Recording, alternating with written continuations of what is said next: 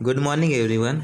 जैसा कि हमारे टॉपिक चल रहा था क्वांटिफायर्स यानी परिमाण शब्दों के बारे हम देख रहे थे कि हमें किस सेंटेंस में किस तरह का वर्ड्स का यूज़ करना है।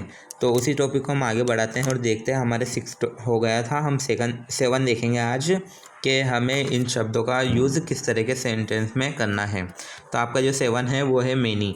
इसका मतलब होता है कई। तो it is use before plural countable noun and its mean large in number. इसका यूज़ या इसका प्रयोग हम बहुवचन गणनीय संज्ञाओं से पहले करेंगे और इसका जो मतलब होता है वो संख्या में बड़ा होता है यानी संख्या में अधिक होता है। इसका एक एग्जांपल देखते हैं हम। आई हैव मैनी फ्रेंड्स यानी कि मेरे बहुत सारे मित्र हैं, तो संख्या में अधिक है। इस तरह का सेंटेंस आ जाए कहीं तो वहाँ मैनी का यूज़ करेंगे। उसके बाद इसका 8 टाइप है वो देखते हैं हम। मच यानी कि बहुत। इसका यूज़ कहाँ करना है हमें। It is use before uncountable noun and its mean large in amount.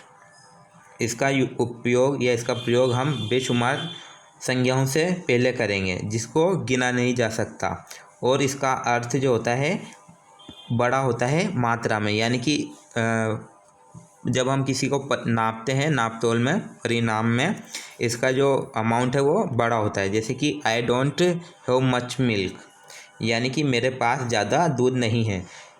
Material जो चीज़ होती है मिनरल जैसे, तो उसमें हम जो लिक्विड जो चीज़ होती है, आप इतना याद रखें, उस तरह के सेंटेंस में हमें मच का यूज़ करना पड़ेगा कि अमाउंट में ज़्यादा हो, लिक्विड के बारे में कहीं बताया गया हो। तो जैसे कि I don't have much milk, मेरे पास अधिक दूध नहीं है या ज़्यादा दूध नहीं है। इसी तरह आगे बढ़ते हैं। 9 देखते हैं हम। सम यानी कि कुछ, इसका यूज़ हमें कहाँ करना है। तो it is use before countable as well as uncountable noun in affirmative sentence and to express offer और रिक्वेस्ट। इसका प्रयोग हमें गणनात्मक के साथ साथ पुष्ट वाक्यों में बेशुमार संज्ञाओं और प्रस्ताव या अनुरोध को व्यक्त करने के लिए किया जाता है।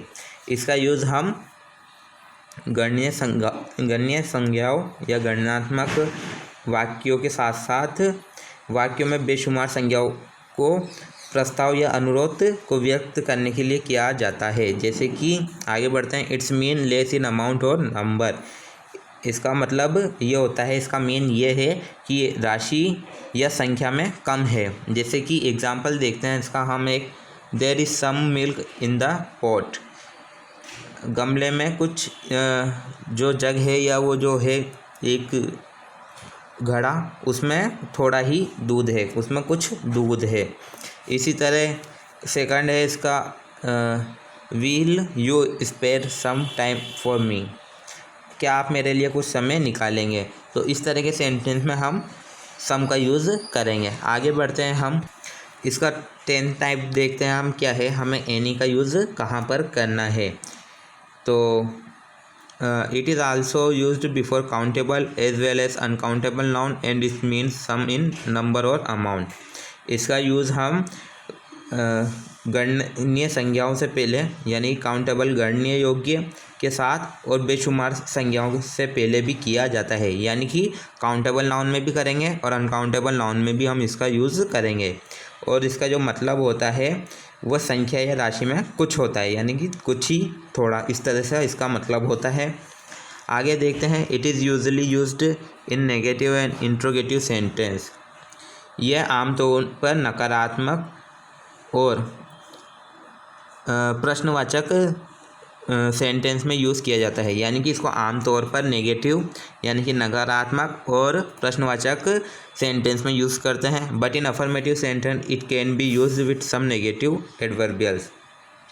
लेकिन या परंतु सकारात्मक वाक्यों में इसका इस्तेमाल या इसका प्रयोग कुछ नकारात्मक क्रिया विशेषण के साथ किया जा सकता है। जैसे कि हम इसका एग्जाम्पल देखते हैं।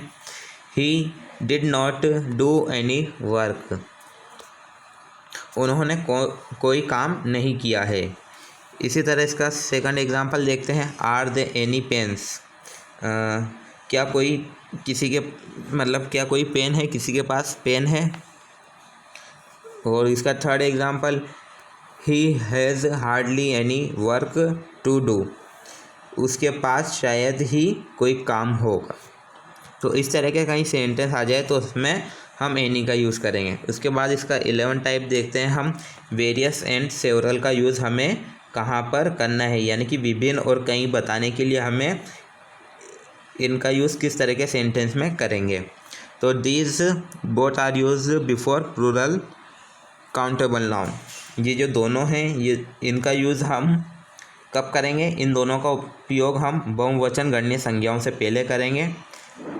Various is used for many things और person of different types.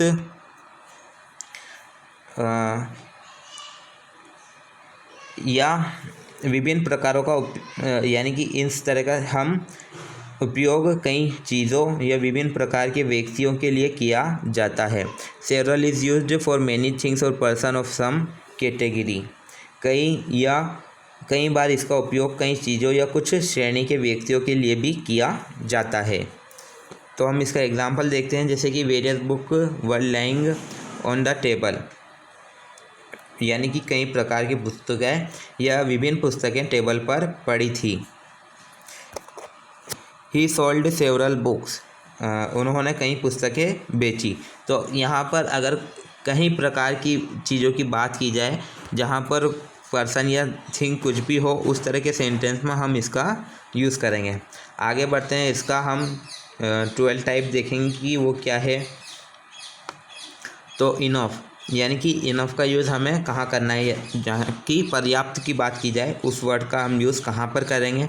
It is used before both countable as well as uncountable noun and it means adequate in number और अमाउंट।